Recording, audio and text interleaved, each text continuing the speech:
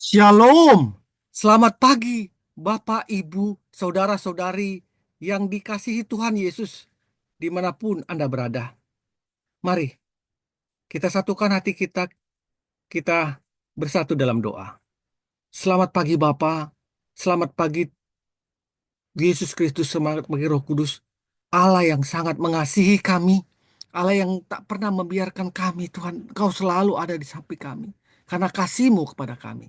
Terima kasih untuk hari yang baru, Tuhan. Kami mau dengar-dengaran suara-Mu, firman-Mu, agar roh kami hari demi hari terus bertumbuh kepadamu, Tuhan. Berbicaralah, kami siap untuk mendengarkannya. Di dalam nama Tuhan Yesus kami berdoa. Amin. Jangan menyerah, jangan menyerah, jangan menyerah. Landasan firman Tuhan diambil dari Yunus 2 ayat 1-2.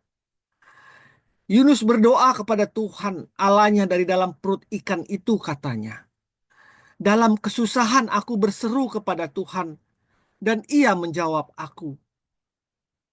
Dari dalam dunia orang mati aku berteriak, dan Engkau mendengar suaraku.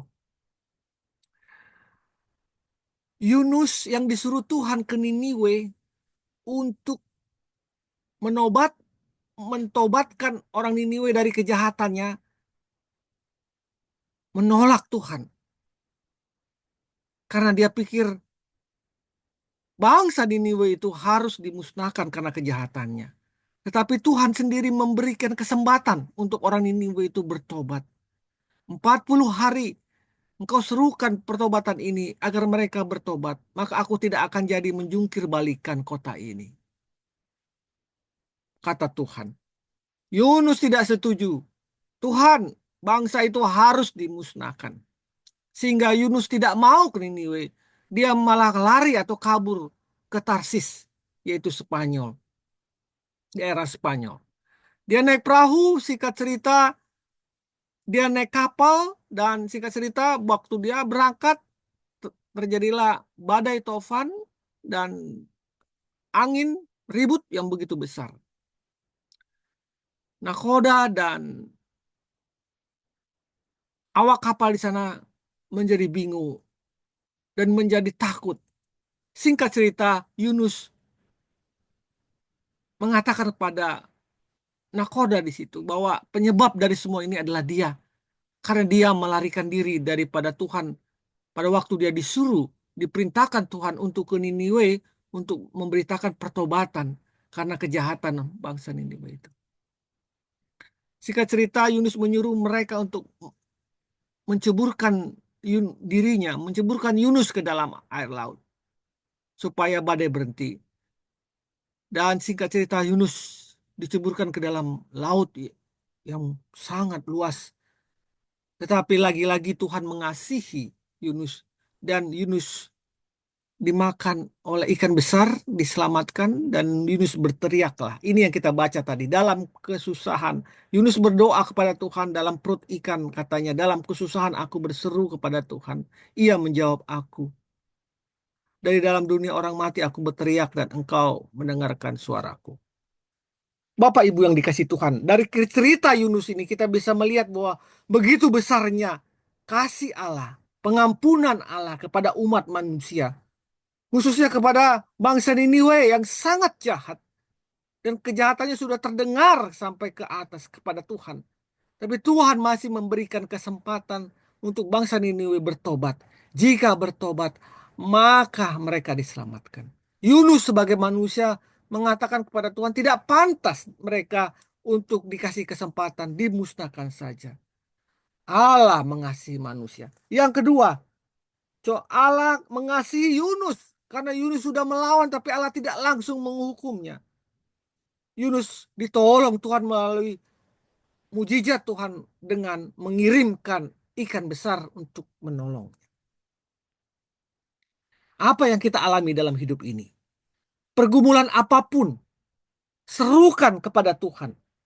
Seruan dari Yunus, seruan dari kita yang berseru kepada Tuhan, pasti Ia akan menjawabnya. Dari dalam orang mati aku berteriak dan engkau mendengarkan suaraku. Datanglah, serahkanlah masalah kepada Tuhan. Saya yakin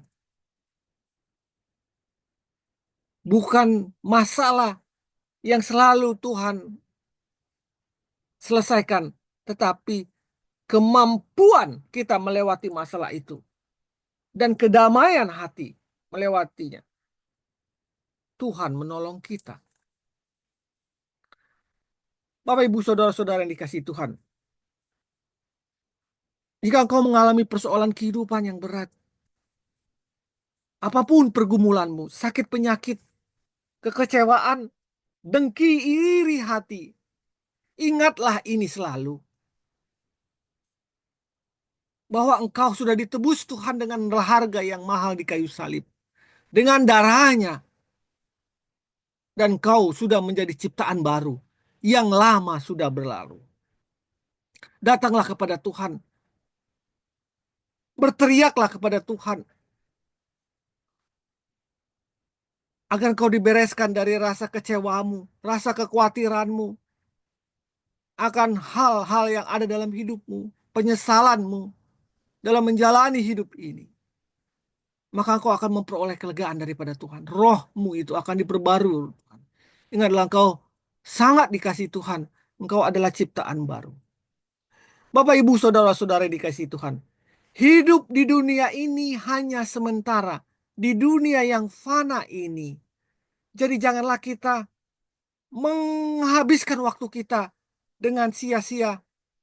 Dan menghabiskannya dengan penyesalan, dosa, iri hati. Ingatlah selalu. Jika kita masih ada. Atau jika kita masih hidup hari ini. Itu adalah anugerah dan kemurahan Tuhan kepada kita. Tanamkan itu di dalam hatimu. Kita manusia yang rapuh, teman-teman. Kita rentan akan sakit penyakit. Kita rentan akan kesulitan ekonomi. Kita rentan akan seselera kekecewaan, iri hati, dendam, sakit hati. Tapi kalau kita masih hidup hari ini, itu adalah anugerah dan kemurahan Tuhan kepada kita. Jadi begitu berharganya hidup itu. Jalanilah dengan melakukan hal-hal yang baik dan berguna. Buanglah sifat dengki. Buanglah sifat iri hati. Buanglah sifat amarah. Buanglah sifat dendam yang ada di dalam dirimu. Karena engkau sudah menjadi manusia baru, ciptaan baru dari Tuhan. Yang ditebus dengan harga yang mahal. Jika engkau mengalami penderitaan dalam dunia ini. Ingatlah Yohanes 16 ayat 33. Semua ini kukatakan kepadamu supaya kamu beroleh damai sejahtera dalam aku, kata Tuhan. Dalam dunia kamu menderita penganiayaan. Tetapi kuatkanlah hatimu. Aku telah mengalahkan dunia. Kuatkanlah hatimu. Karena Tuhan, sang pemilik dirimu itu telah mengalahkan dunia. Dan engkau pun adalah miliknya. Berbicara mengenai milik, kamu bukan berasal dari dunia ini, rekan-rekan atau saudara-saudara atau bapak ibu. Kita bukan berasal dari dunia ini. Yesus sangat tegas mengatakan, jikalau Yohanes 15 ayat 18 sampai 19, jikalau dunia membenci kamu, ingatlah bahwa dunia telah lebih dahulu membenci aku daripada kamu. Sekiranya kamu dari dunia, tentulah dunia mengasihi kamu sebagai miliknya. Tetapi karena kamu bukan dari dunia, tetapi karena kamu bukan dari dunia, kata Tuhan, melainkan aku telah memilih kamu dari dunia. Sebab itulah dunia membenci kamu. Sangat jelas Yesus berkata, kalau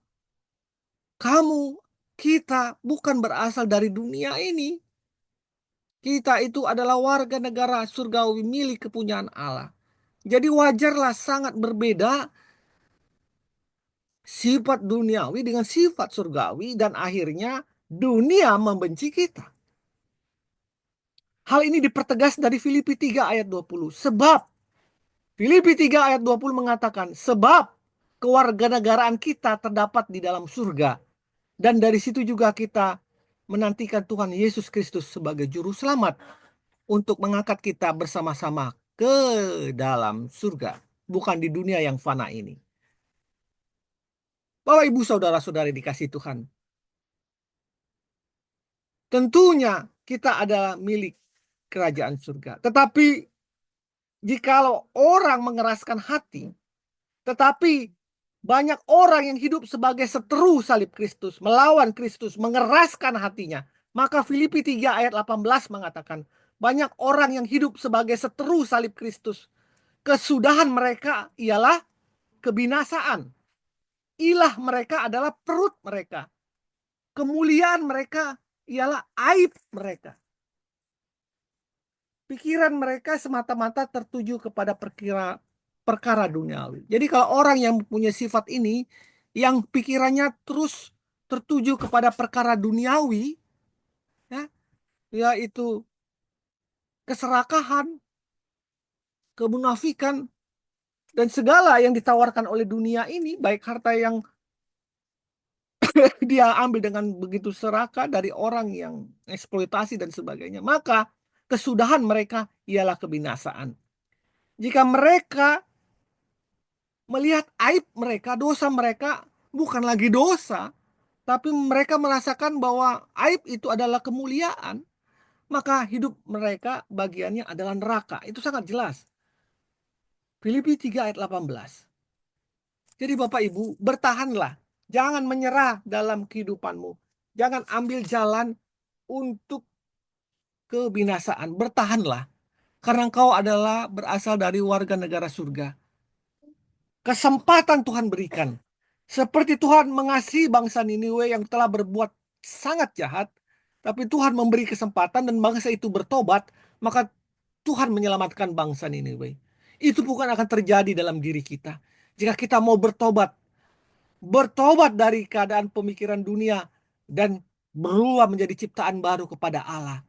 Meninggalkan manusia lama, meninggalkan iri, meninggalkan dengki, meninggalkan dendam, meninggalkan kebohongan, meninggalkan mata tertuju kepada dunia ini, maka Tuhan akan menyelamatkan engkau.